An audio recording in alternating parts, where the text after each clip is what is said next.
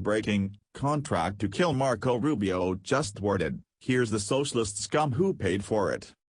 The insignificant communist mecca of Venezuela better watch themselves. According to a recently published United States intelligence report straight from the Central Intelligence Agency, CIA, one of Venezuela's most powerful, radical, and corrupt militant Marxist leaders may have put out an assassination order on Republican Senator and former presidential candidate from Florida Senator Marco Rubio. Marco Rubio, whose parents immigrated from Cuba to escape the fascist regime of Fidel Castro, is a rabid critic of the South American country's Marxist-style government. Although federal authorities couldn't confirm the threat at this point in time, they are still taking it very seriously. The threat is believed to have come from a Marxist Diosdado Cabello, who is an influential former military chief and lawmaker from the ruling Socialist, Marxist party who has publicly feuded with Rubio for a few months now over the fact that Venezuelans are so desperate for food that it's now become a humanitarian crisis. The report stated that the scumbag went as far as contacting Mexican hitmen in order to carry out the planned assassination.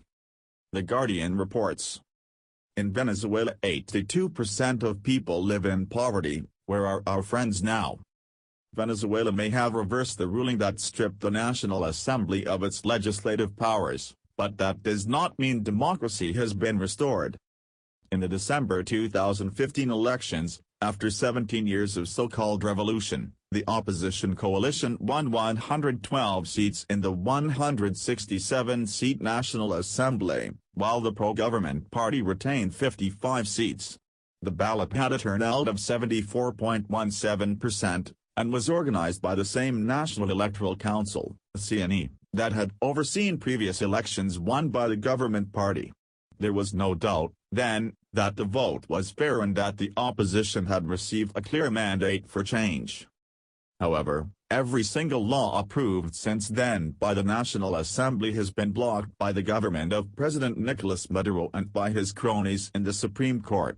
On multiple occasions, opposition legislators have been assaulted by the National Guard, the police and other government supporters.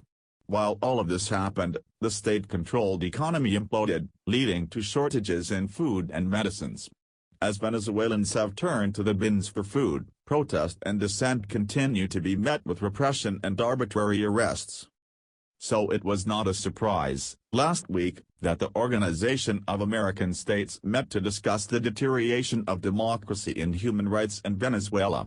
Maduro's reaction to this was not unexpected either. He might not know how to run a country, but he is an expert at abusing democracy, human rights and the Constitution. In two successive rulings, the Supreme Court limited parliamentary immunity and stripped the National Assembly of its legislative powers. As governments in the Western Hemisphere reacted to a flagrant breach in the democratic order, the Maduro regime and its mouthpieces insisted that democracy was intact.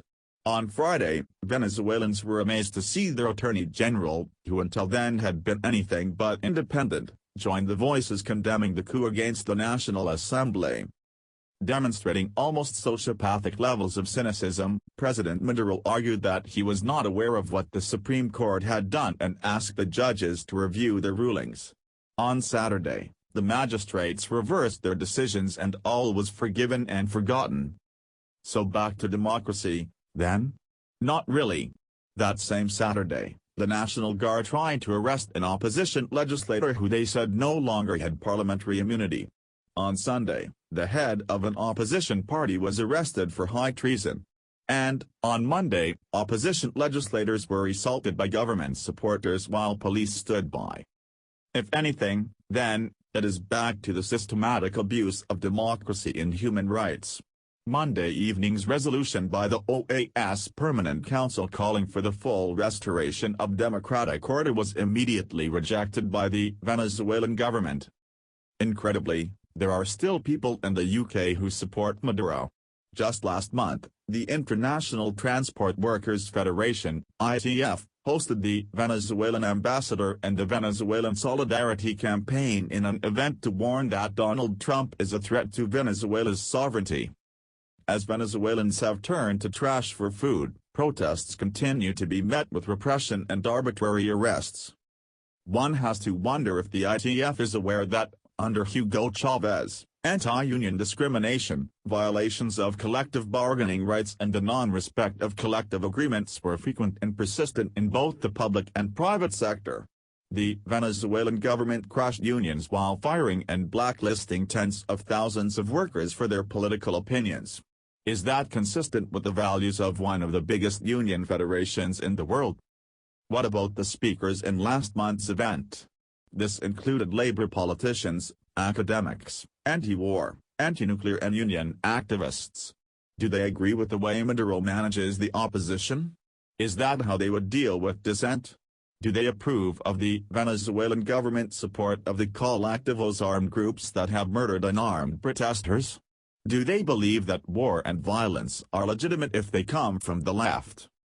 Apparently, there is not much you can do about hardliners who still support the madness of the Venezuelan revolution. Especially those, like actor Danny Glover, who have received millions of dollars from the Venezuelan government to produce films that, 10 years on, have still not been released.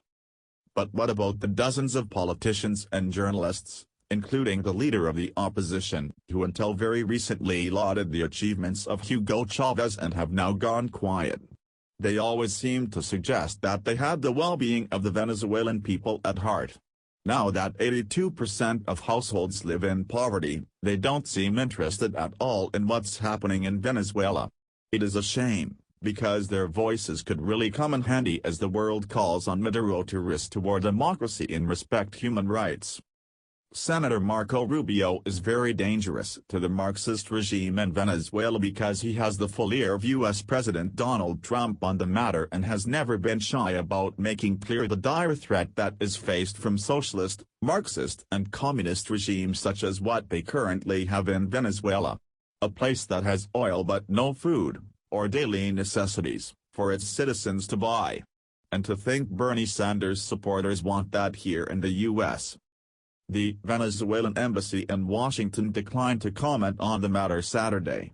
Venezuela's Ministry of Communication and Information sent out a statement late Sunday saying they could not respond to media queries until Monday, and the messages sent to Cabello's email addresses were not returned.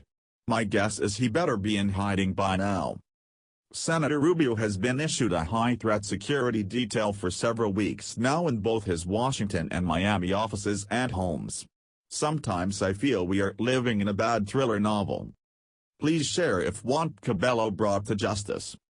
Thanks for watching. Please subscribe Breaking News 365 channel. Goodbye and see you again.